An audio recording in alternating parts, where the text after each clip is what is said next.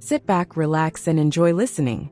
The CEO paced back and forth in the room, his expression clouded with tension. The distant roar of the media outside was growing louder by the second. Every second felt like an eternity as the team brainstormed ways to handle the situation. We could issue a statement denying everything, one team member suggested weakly. No, that'll only provoke them, another countered.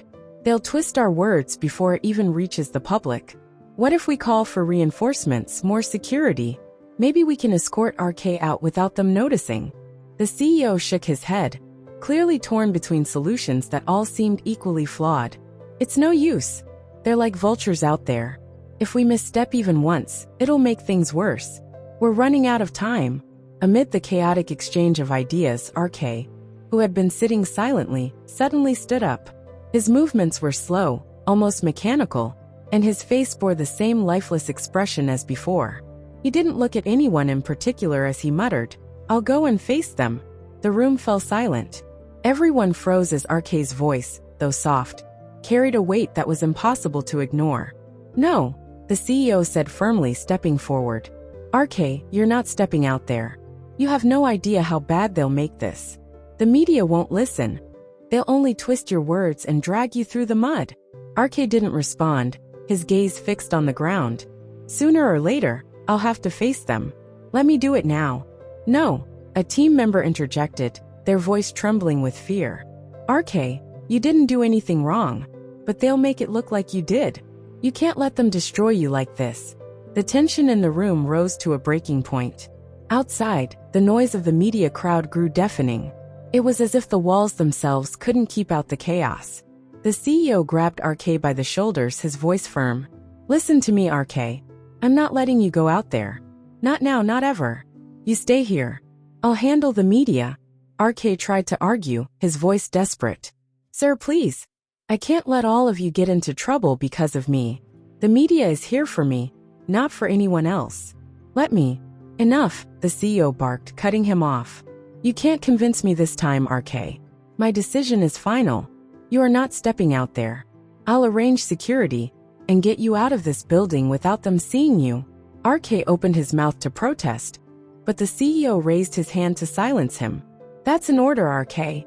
Don't make this harder for me, or for yourself." With that, the CEO rushed out of the room to oversee the security arrangements. The team immediately surrounded RK, blocking him from even attempting to follow. "We're not letting you go," Jill said firmly, his voice breaking with emotion. RK's head dropped, his shoulders slumping in defeat. "I don't want anyone to suffer because of me." "We won't let them," another team member reassured him. Moments later, security personnel arrived and began executing the CEO's plan. They guided RK and the team through a secret exit, skillfully avoiding the media's prying eyes. It was a tense and nerve-wracking escape, every step feeling like a gamble. Once outside, they headed toward the CEO's residence, only to receive news that the media had already gathered there, protesting loudly and demanding to see RK. The CEO's voice came through on the phone, filled with frustration and urgency. "This is insane. We can't take him there either. We can't let RK stay in the city. It's too dangerous for him," he said, his tone heavy with concern. The team exchanged anxious glances, grappling for a viable solution. Each suggestion felt inadequate to evade the relentless media. Suddenly, Jill, who had been quietly observing, broke the silence. "We'll go to my family's old resort," he proposed with determination. "It's far outside the city, secluded, and no one will think to look for him there." Under heavy security, the team and RK were escorted out of the city. Dozens of guards flanked their vehicles as they moved swiftly and silently, leaving the chaos behind. For now, at least, they had managed to escape the relentless pursuit of the media.